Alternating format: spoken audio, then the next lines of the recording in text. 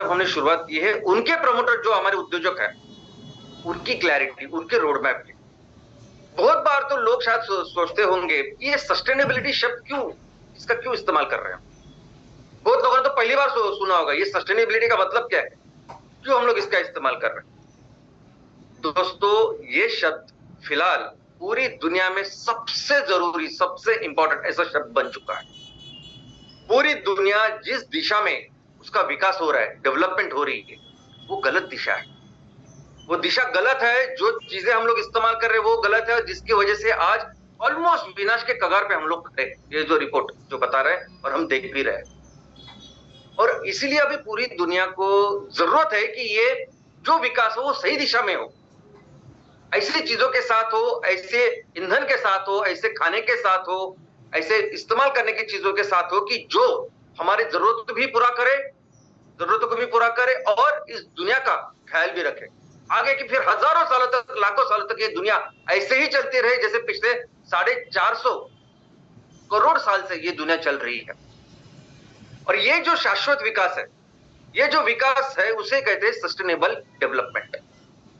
तो हमारा ये जो स्टार्टअप है वो बेसिकली हमारे तहसील में जो विकास हो रहा है उसको शाश्वत विकास की ओर लेके जाने वाला है।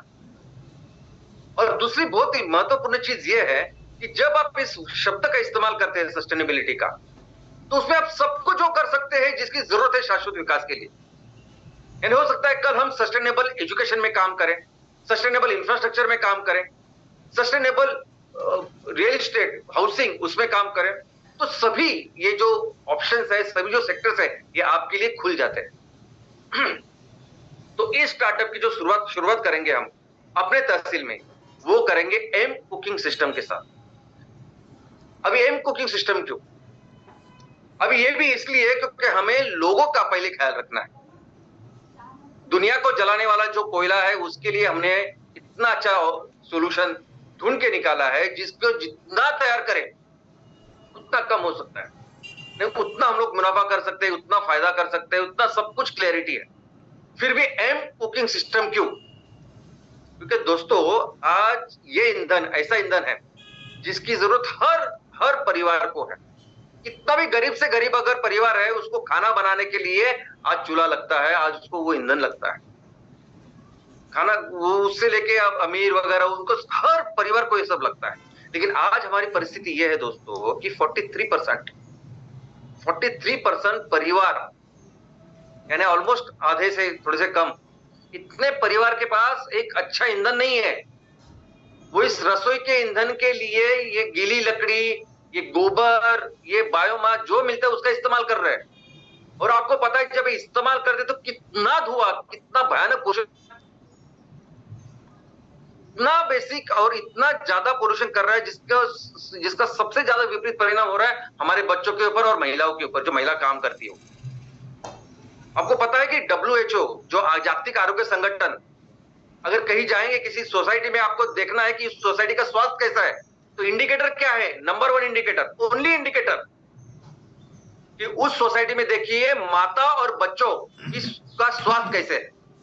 अगर वो सही है तो फिर वो सोसाइटी सही है। और हम आज ये ईंधन इतना बेसिक ईंधन है जिसके वजह से, जिसके नाश की वजह से आज हमारे देश में महिलाओं और जो बच्चे हैं उनके ऊपर बहुत सारे विपरीत परिणाम हो रहा है। उसके जो इंडिकेटर्स है वो बहुत कम है। और इसीलिए हमारी आज जिम्मेदारी है कि हम ये स्वच्छ ईंधन लोगों को दें। इनफैक्ट ये इतना बेसिक है कि जब जैसे मनुष्य की उत्क्रांति हुई, मनुष्य ने पहले जो ईंधन है जिसकी शुरुआत की होगी वो यही ईंधन होगा, रसोई के लिए, खाना बनाने के लिए ईंधन। और आज भी वो ईंधन हमारे लोगों की कितनी बड़ी प्रॉब्लम है। तो चलो ना मिलके, हम लोग ने ये संगठन ही बनाया लोगों के लिए, तो पहले हम अपने लोगों का ख्याल रखते हैं। भले ही हमको ट्रक भर के हमको माल नहीं बेचना अभी आज के तारीख में, हम 1-1, 2-2, 5-5 किलो की करेंगे, लेकिन बहुत बड़ा कंट्रीब्यूशन, बहुत बड़ा कंट्रीब्यूशन हम हमारे लोगों के साथ करें। और दोस्तों, ये जो एलपीजी है ना, सबसे पहला तो हमारा कदम है कि इस एलपीजी को हम बंद करें, निर्मूलन करें इस एलपीजी का। क्योंकि ये एलपीजी भी फॉसिल फ्यूल है, ये भी क्रूड ऑयल से बनता है। और आज की तारीख में सबसे ज्यादा क्रूड ऑयल जो हमें दे रहा है वो है रशिया। यानी रशिया हमें क्रूड ऑयल देता है, रिफाइनरी में उसके एलपीजी बनता है, फिर वो ऐसी बॉटल बन के हमारे घरों में आ रही। और दोस्तों जब ऐसा समझते हैं कि 80 रुपए अगर हम देते हैं, 80-50 रुपए घर का सिलेंडर है, 120 रुपए तक कमर्शियल सिलेंडर का रेट है पर केजी।